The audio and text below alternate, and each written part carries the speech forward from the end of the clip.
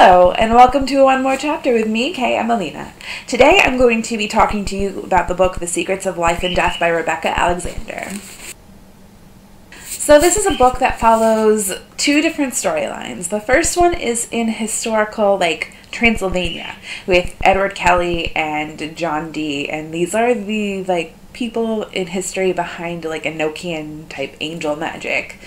And they have to save the Countess Elizabeth Bathory. So if you know the legend behind her, where she killed a whole bunch of girls and bathed in their blood to stay young, this is a huge brand new take on that legend, and it's creepy and amazing.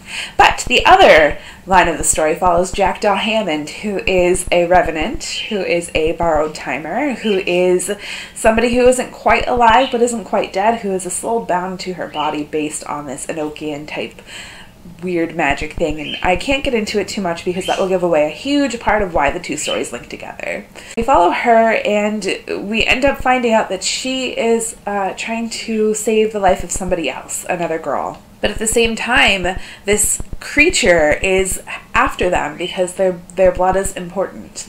Borrowed timer blood is kind of magical in the way that it could cure cancer. It could cure a whole bunch of very, very bad diseases. It could prolong life, and after they've been created, usually the blood gets sold, and it's kind of creepy. It's one of those urban fantasy type things. So if you're thinking oh, this is just another episode of Supernatural, or oh, this is just another book for the Dresden Files, it's not. It's completely awesome and different. It merges urban fantasy with history, and I love it. I gave this book 5 out of 5. It is fantastic. Not only because the cover's pretty cool, that's cool.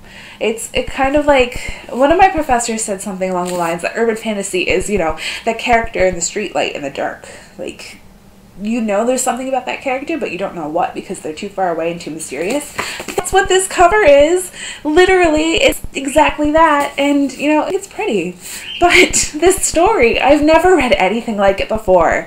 Ever. The reimagining of the Bathory tale, this, idea behind magic, and what witches actually are, and all the history behind all these, symbols and signs and disasters, and what happens at the fight at the end. It's fantastic. I'm not going to give it away. I promise I'm not going to give it away. You have to read it. I wasn't expecting it. I didn't know exactly how the two linked together. I thought it was only about the magic, but it's not.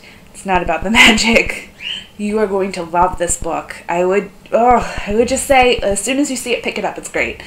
I'm not going to say that it's the most perfect book ever. I'm not going to say it's a literary masterpiece, but it's well written. Rebecca Alexander is awesome, and she did such a good job with this. I even picked up the sequel, and it's not even available in the US right now, so I'm looking forward to it. Love the characters, so it's just one of these stories that sticks with me. At least it's not, like I said, going to be the best top writing in any of this urban fantasy thing right now, but it's fantastic, and I think she deserves a whole lot more attention than she has right now. You're gonna love it. I gave this book 5 out of 5s. I highly recommend it. I picked this one up in the Rivers End bookstore, so I'm going to include a link below in the description so that you too can buy it from the Rivers End bookstore. And if you want to hear more of my ramblings, feel free to hit the subscribe button, and I'll be back soon with another video. Thank you.